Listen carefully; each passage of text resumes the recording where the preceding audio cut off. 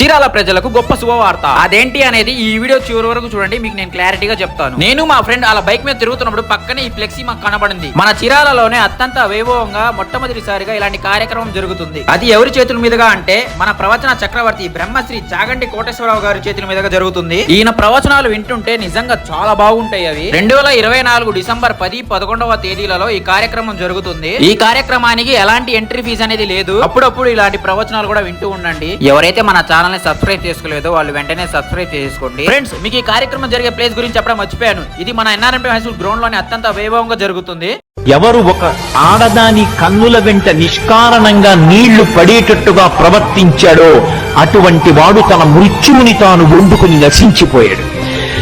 ఆడదాన్ని ఏడిపించడం తేలికగా కనపడుతుందేమో కానీ పడినటువంటి కన్నీటి బిందువు మాత్రం వాడి భవిష్యత్తుని, జీవితాన్ని నాశనం చేయడానికి ప్రాతిపదిక అవుతుంది.